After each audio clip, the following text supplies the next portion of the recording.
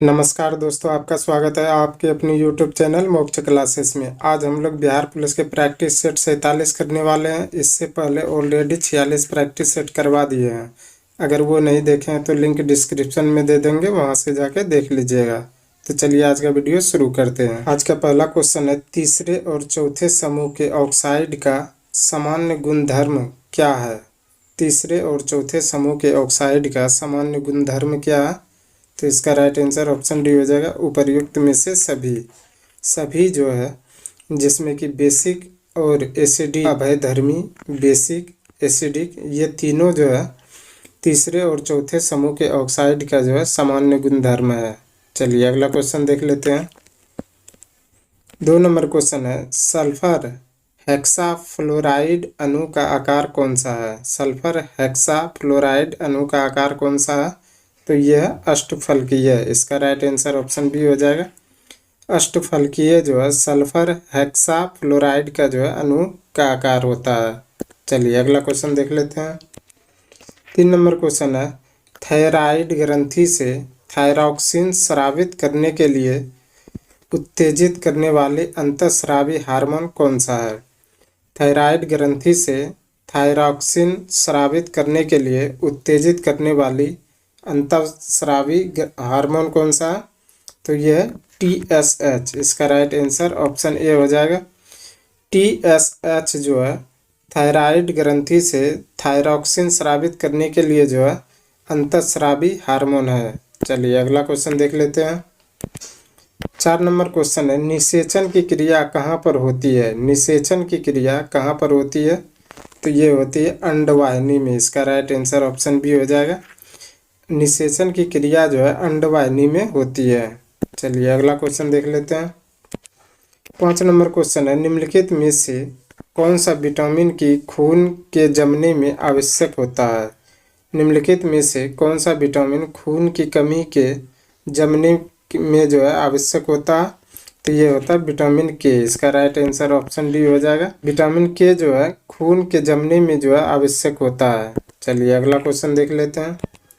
6 number question है, alcoholic खमीरन का आखिरी उत्पाद क्या है? अल्कोहलिक खमीरन का जो है आखिरी उत्पाद क्या है?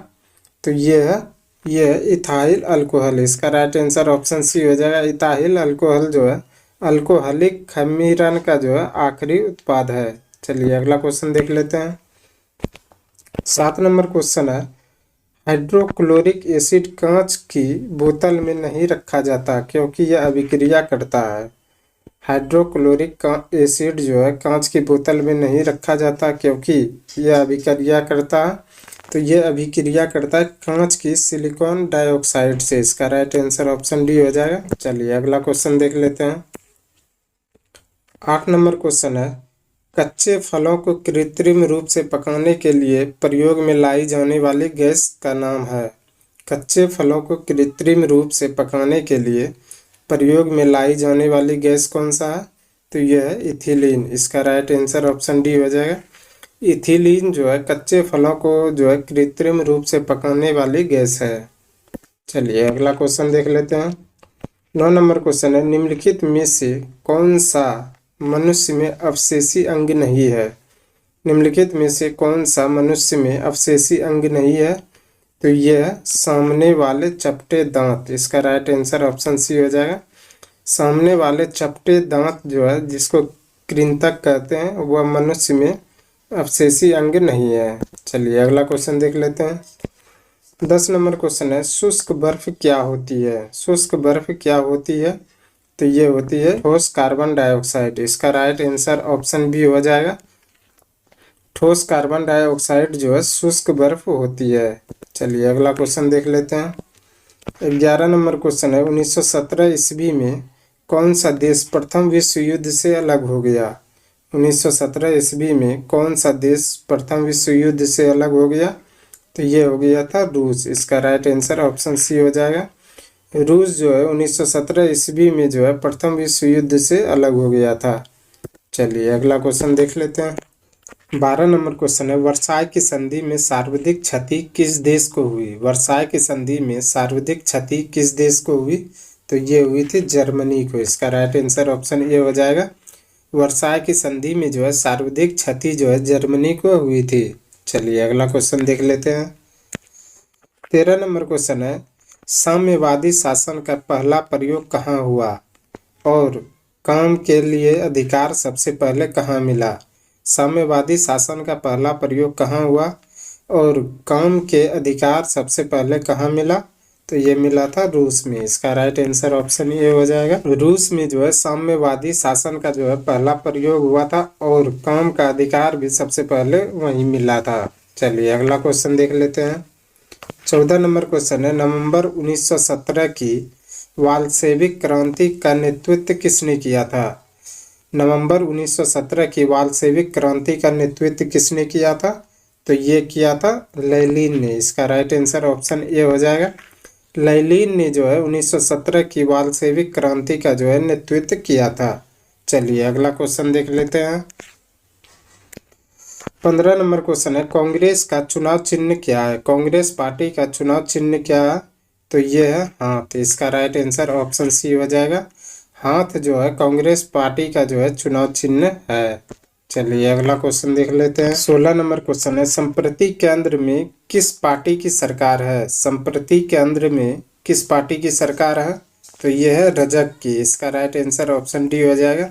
रजक की जो है संप्रति केंद्र में जो है पार्टी की सरकार है। चलिए अगला क्वेश्चन देख लेते हैं। 17 नंबर क्वेश्चन, लोकतंत्र का कार्य संचालक किसके अभाव में असंभव है? लोकतंत्र का संचालक किसके अभाव में असंभव है? तो यह है राजनीतिक दल के। इसका राइट आंसर ऑप्शन सी हो जाएगा। राजनीतिक दल के जो है लोकतंत्र का जो है कार्य संचालक जो है राजनीतिक दल के अभाव में जो है असंभव है। चलिए अगला क्वेश्चन देख लेते हैं। इनमें से कौन क्षेत्रीय दल है? इनमें से कौन क्षेत्रीय दल है? तो ये है अकाली दल। इसका राइट आंसर ऑप्शन सी हो जाएगा। अकाली दल जो है यह क्षेत्रीय दल है। चलिए अगला क्वेश्चन देख लेते हैं। 19 नंबर क्वेश्चन है, निम्नलिखित में से किसे जुड़वा खनिज कहा जाता है? निम्नलिखित में से किसे जुड़वा खनिज कहा जाता है?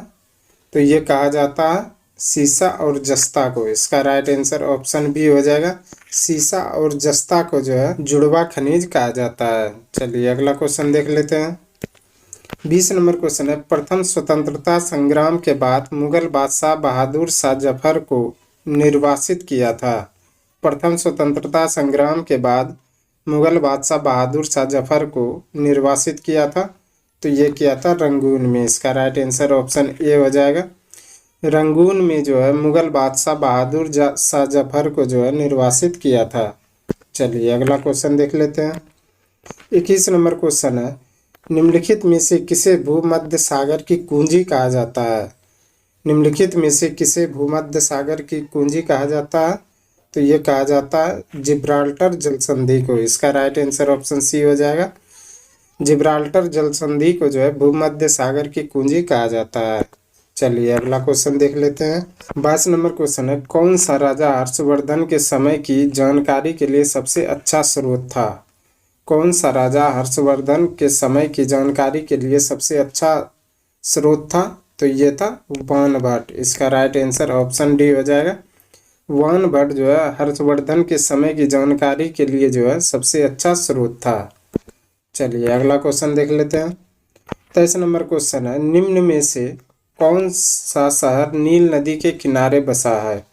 निम्न में से कौन सा शहर नील नदी के किनारे बसा है? तो ये बसा है खारतूस। इसका राइट आंसर ऑप्शन बी हो जाएगा। खारतूम जो है यह शहर जो है नील नदी के किनारे जो है बसा हुआ है। चलिए अगला क्वेश्चन देख लेते हैं। 24 नंबर क्वेश्चन, संसार का सबसे छोटा महासागर कौन सा है? संसार का सबसे छोटा महासागर कौन सा है? तो यह है आर्कटिक महासागर। इसका राइट आंसर ऑप्शन सी हो जाएगा। आर्कटिक महासागर जो है संसार का सबसे छोटा महासागर है। चलिए अगला क्वेश्चन देख लेते हैं। आज का अंतिम क्वेश्चन है, कौन सा संविधान संशोधन यह कहता है कि ग्राम पंचायत में सीटों की 3 महिलाओं के लिए आरक्षित होनी चाहिए? कौन सा संविधान संशोधन यह कहता है कि ग्राम पंचायत में सीटों 3 महिलाओं के लिए आरक्षित होनी चाहिए? तो यह 73वां संविधान संशोधन। इसका राइट आंसर ऑप्शन डी हो जाएगा। 73वां संविधान संशोधन यह कहता है कि ग्राम पंचायत में सीटों जो है 3 महिलाओं के लिए आरक्षित होनी चाहिए। आज के लिए बस इतना ही। हमें उम्मीद है कि ये वीडियो आपको पसंद आया होगा। अगर पसंद आया तो प्लीज़ लाइक, कमेंट, शेयर और चैनल को सब्सक्राइब करें और बिहार पुलिस की तैयारी करने के लिए हमारे चैनल के साथ जुड़े रहें। धन्यवाद।